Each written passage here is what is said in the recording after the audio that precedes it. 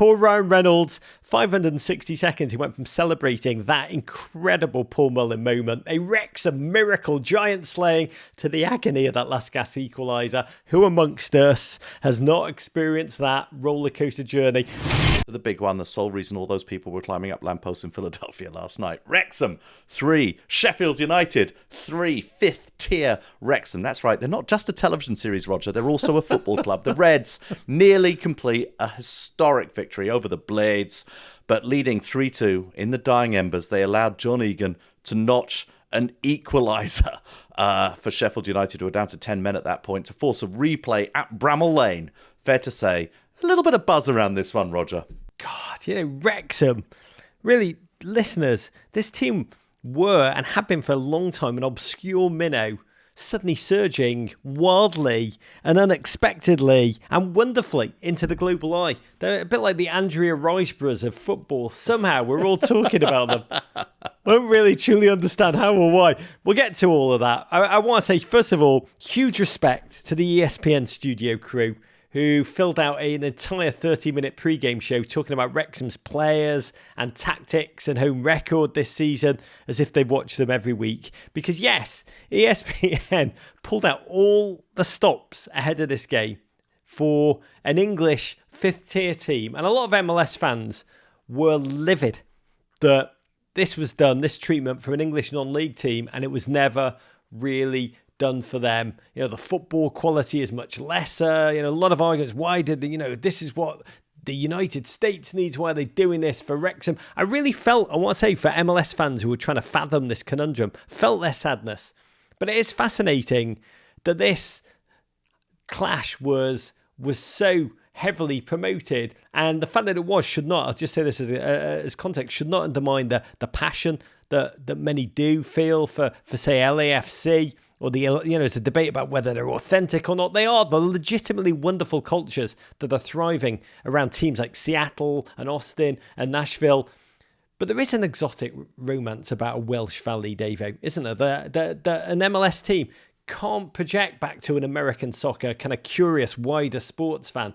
And you add to that the fairy tale dreams, this massive journey of promotion, which again, they don't have in American soccer. Those two, in the eyes of wider American sports fans who tune into Welcome to Wrexham, which is amazing and has done enormous viewing figures with massive commercial, massive social media ramifications. And the fact at the heart of it, that Ryan Reynolds is leading all of this at the epicenter, just a megaphone for this tiny club on TikTok and Instagram, heard across the nation, heard across the world, is delivering this partnership with ESPN enormous figures. I understand it, Davo. I mean, to me, I said this on Saturday night, and this analogy kind of works and kind of doesn't. It's very loose. But at Wrexham, like the closest thing that British football has to like Logan Paul boxing, and lots of boxing fans, true boxing fans, hate it. But there's no denying, massive audience of young people tune in to watch his fights, and I use those words "fights" very, very loosely. I think that's a useful analogy, if not complete, because there is something also very authentic about the football that Wrexham play and the journey they're on to try and get back into the structured tier of English football away from the National League. So I think there's some authenticity that is missing from the so-called YouTube fighters. Look, this confuses me always, this debate, because the one thing that you and I have said to each other again and again and again about these arguments about the place of MLS in world football and some of the views of MLS about European football and some sort of internecine jealousies about the way that European football is treated. A rising tide lifts all boats. We need both a domestic league and European football. That is one thing. The second thing is that while I understand many of the arguments supporting MLS and the anti-pro-rel thing, the support of this league, which I completely buy, I think those are wonderful. There's no reason why American soccer can't be managed in a different way. But there is also a free market.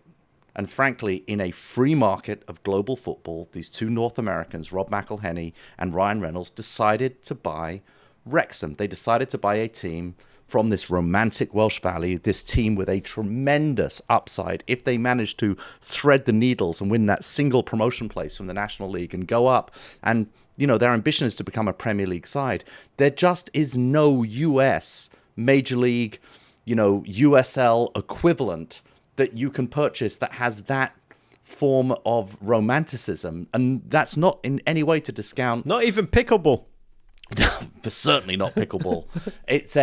And so I find it ironic that many of the people who are most angry about this, I'm not saying all of them, but some of the people who are so angry about this represent a fairly, should we say, right of center view about world affairs. And yet at the same time, they cannot accept the free market which exists where this is happening. And the reason ESPN are giving this the coverage is simply about TV ratings and number of streams.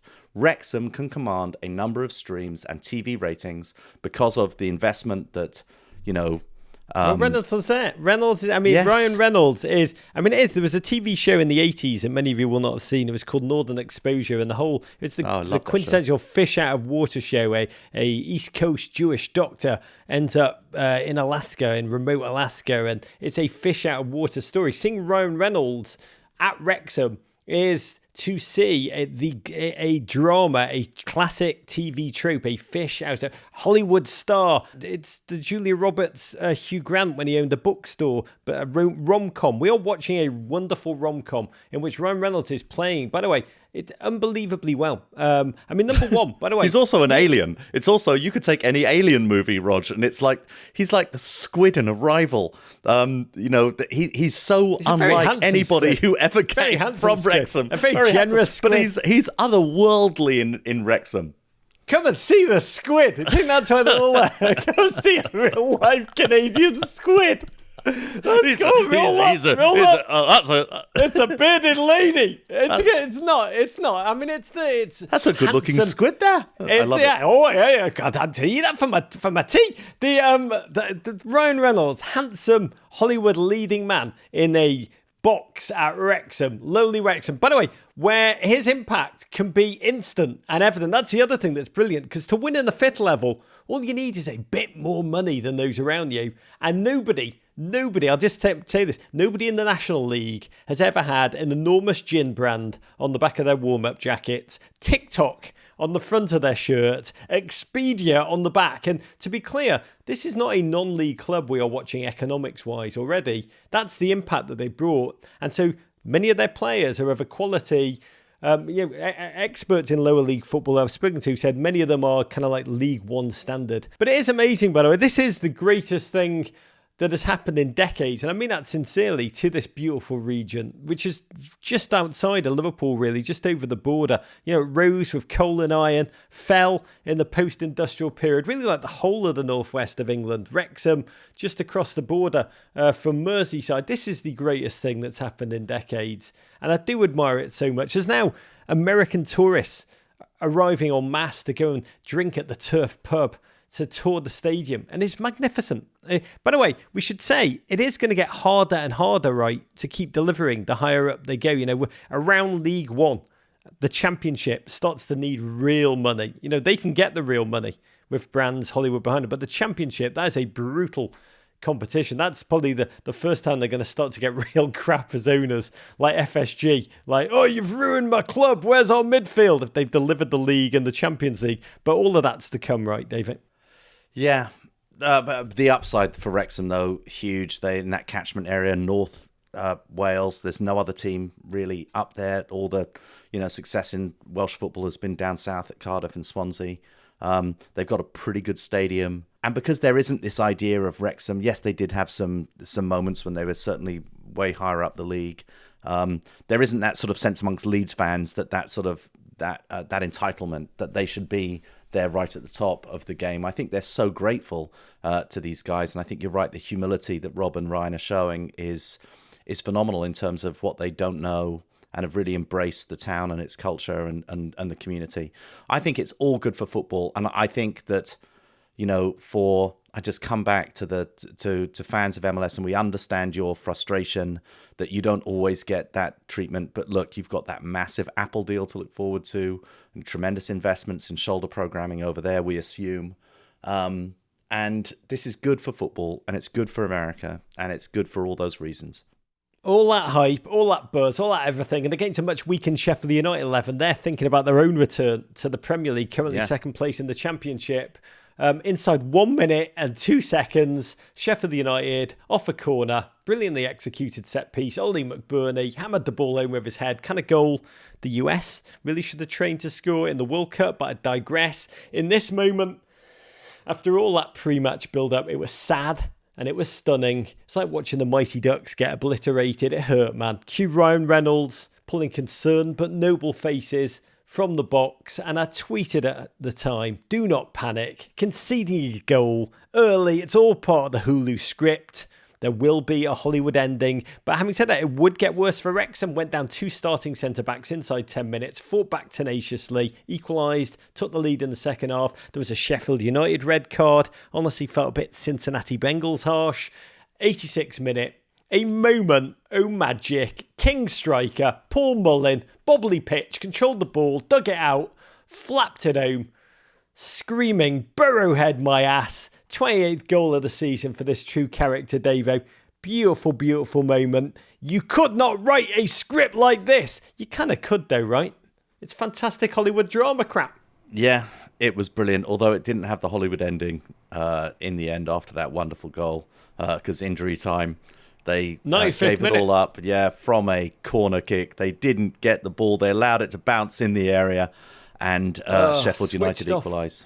Yeah, John Egan stabbed the ball home. John Egan, you will never get a job in Hollywood again. By the way, you can imagine, after Mullins scored, this incredible guy who trained at Everton as a kid, got rejected there, got rejected by Liverpool, got rejected all the way through the lower leagues, and is now revelling in this moment in the spotlight. Really an incredible man. This kid has just been diagnosed with autism, and he took the field with noise-cancelling headphones to signal his joy and wonder in this moment. What a remarkable human being he is, and I feel an agony, particularly for him.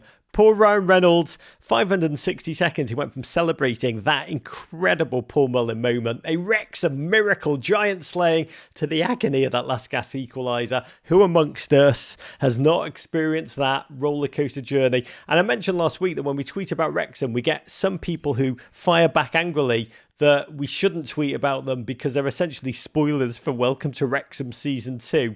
And I just want to say welcome to them, welcome to all. Red Dragons Nation, and yes, Wrexham do have a nation now. They march on. GFOP at Cree31 tweeted us, not gonna lie, it's days like this that make the weeks where we don't get new episodes of Welcome to Wrexham worth it. Listen to the full version of this podcast and all our podcasts wherever you get your pods. But first, subscribe here for more Men in Blazers videos. And courage.